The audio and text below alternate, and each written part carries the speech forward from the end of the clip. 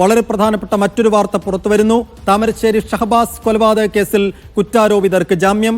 ഹൈക്കോടതിയാണ് ജാമ്യം അനുവദിച്ചത്. അന്വേഷണവുമായി സഹകരിക്കണമെന്നും ക്രിമിനൽ പശ്ചാത്തലമുള്ളവരുമായി ഏതെങ്കിലും തരത്തിൽ സഹവസിക്കരുതെന്നും കോടതി നിർദ്ദേശം നൽകി. അഹമ്മദ് മുജ്തബ വിശദാംശം നൽകും. മുജ്തബ, കീഴ്ക്കോടതി നേരത്തെ ഇവർക്ക് ജാമ്യം നിഷേധിച്ചതാണ്. എന്തെല്ലാം കാര്യങ്ങൾ പരിഗണിച്ചാണ് ഇപ്പോൾ ഹൈക്കോടതി ഇവർക്ക് ജാമ്യം നൽകുന്നത്? ഉപാധികൾ എന്തൊക്കെയാണ്?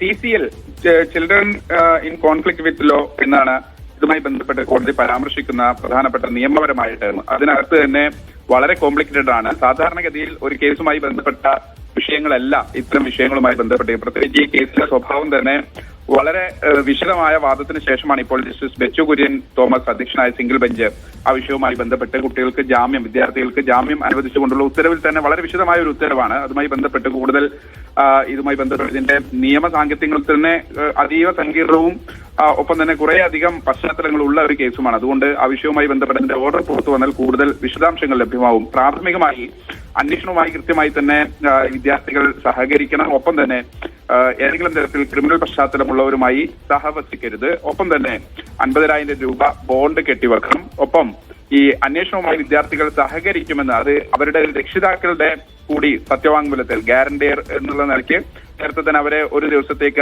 അഡ്മിഷനുമായി ബന്ധപ്പെട്ട് ജാമ്യം അനുവദിച്ച ഒരു സാഹചര്യത്തിൽ തന്നെ രക്ഷിതാക്കളാണ് അതിന്റെ പൂർണ്ണ ഉത്തരവാദിത്വത്തിൽ ഉണ്ടായിരുന്നത്. കോടതി അങ്ങനെയാണ് നിഷ്കർഷിച്ചിരുന്നത്. എന്തായാലും ഇന്നിപ്പോൾ ഈ വിദ്യാർത്ഥികൾക്ക് ഹൈക്കോടതി ജാമ്യം അനുവദിച്ചിരിക്കുന്നു. നേരത്തെ സൈഫുദ്ദീൻ സൂചിപ്പിച്ചതുപോലെ കോഴിക്കോട് JJPയുടെ മുമ്പിൽ ഈ വിഷയം വന്നതാണ്. അന്നൊക്കെ വിദ്യാർത്ഥികൾക്ക് അവരുടെ പശ്ചാത്തലവുമായി ബന്ധപ്പെട്ട് നിരവധിയായ ഭീഷണികൾ സമൂഹത്തിൽ നിലനിൽക്കുന്നു. അതൊരു ക്രിമിനൽ ഒഫൻസിനുള്ള അല്ലെങ്കിൽ സാമൂഹികപരമായ ചില പ്രശ്നങ്ങൾക്ക് അവിടെ ലോ ആൻഡ് ഓർഡർ പ്രശ്നം ഉണ്ടാകുന്നതുൾപ്പെടെയുള്ള വശങ്ങൾ നേരത്തെ ചൂണ്ടിക്കാണിച്ചിരുന്നു. ആ ചൂണ്ടിക്കാണിച്ചതിന്റെ അടിസ്ഥാനത്തിലാണ് ജുവനൈൽ ജസ്റ്റിസ് ബോർഡ് അവരുടെ ജാമ്യം നിഷേധിക്കുന്ന ഒരു സാഹചര്യം ഉണ്ടായത്. പിന്നീടാണ് ഹൈക്കോടതിയെ സമീപിക്കുന്നത്. ഞാൻ മനസ്സിലാക്കുന്നത് 2, 3, 4 തവണ ഈ വിഷയത്തിൽ വളരെ വിശദമായ വാദം നടന്നിട്ടുണ്ട്. അതിനുശേഷമാണ് ഇപ്പോൾ നേരത്തെ അവധിക്കാല ബെഞ്ചായിരുന്നു. അതിനുശേഷമാണ് ഇപ്പോൾ ഈ റെഗുലർ ബെഞ്ച് ഈ വിഷയം പരിഗണിക്കുന്നത്. എന്തായാലും വളരെ വിശദമായ വാദത്തിനൊടുവിൽ ഇപ്പോൾ ഈ വിദ്യാർത്ഥികൾക്ക് ജാമ്യം അനുവദിച്ചിരിക്കുന്നു. ആ മുഴുവൻ വിദ്യാർത്ഥികൾക്കും ജാമ്യം അനുവദിച്ചിരിക്കുന്നു. പ്രധാനപ്പെട്ട ചില കണ്ടീഷൻസ് പറയുന്നത് രക്ഷിതാക്കൾ ഇതുമായി ബന്ധപ്പെട്ട ഒരു സത്യവാങ്മൂലം നൽകണം എന്നതുൾപ്പെടെയുള്ള വശങ്ങളുണ്ട്. എന്തായാലും വളരെ പ്രമാദമായ ഒരു കേസ്. ഒരു സ്കൂൾ വിഷയവുമായി ബന്ധപ്പെട്ട് സെന്റ് ഓഫുമായി ബന്ധപ്പെട്ട് കോഴിക്കോട് താമരശ്ശേരിയിലെ സ്കൂളുമായി ബന്ധപ്പെട്ട് 2 പറ്റം വിദ്യാർത്ഥികൾ തമ്മിലുണ്ടാവുന്ന പ്രശ്നത്തെ തുടർന്ന് ഷഹബാസ് ചികിത്സയിലാവുകയും പിന്നീട് ചികിത്സയിലിരിക്കെ മരിക്കുകയും ചെയ്യുന്നു എന്നതുമായി ബന്ധപ്പെട്ട് രജിസ്റ്റർ ചെയ്ത കേസാണ്. ആ കേസിൽ ജുവനൈൽ ജസ്റ്റിസ് ബോർഡിന് മുന്നിലായിരുന്നു ആദ്യഘട്ടത്തിൽ വിഷയങ്ങൾ ഉണ്ടായിരുന്നത്. അന്ന് ഈ വിഷയവുമായി ബന്ധപ്പെട്ട് ഏറെ വിവാദങ്ങൾ, പ്രത്യേകിച്ച് ഈ കുട്ടികളുമായി ബന്ധപ്പെട്ട് അവരുടെ പരീക്ഷാഫലം തടഞ്ഞു വെക്കുന്നു. അവർ പിന്നീട് ഹൈക്കോടതിയെ സമീപിക്കുന്നു.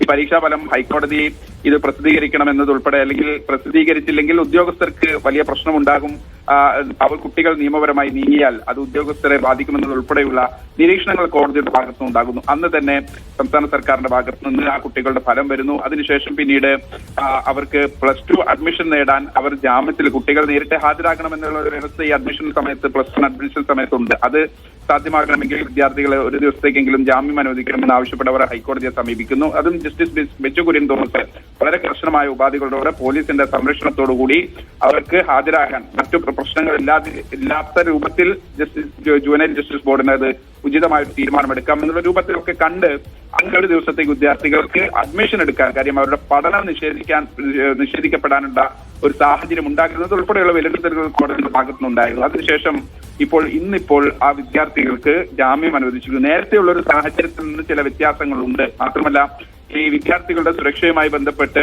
അനോണിമസ് ആയ ഒരു കത്ത് വന്നിരുന്നു. അത് പക്ഷേ ഈ ഘട്ടത്തിൽ പോലും അതങ്ങനെ ഒരു അനോണിമസ് ആയ കത്ത് പരിഗണിക്കേണ്ട ഒരു സാഹചര്യമില്ല എന്നുൾപ്പെടെയുള്ള വിശദമായ നിരീക്ഷണങ്ങൾ കോടതിയുടെ ഭാഗത്തുനിന്നുണ്ട്. എന്തായാലും കേസിൽ കുറ്റാരോപിതരായ വിദ്യാർത്ഥികൾക്ക് കോടതി ജാമ്യം അനുവദിച്ചിരിക്കുന്നു. സൈഫുദ്ദീൻ.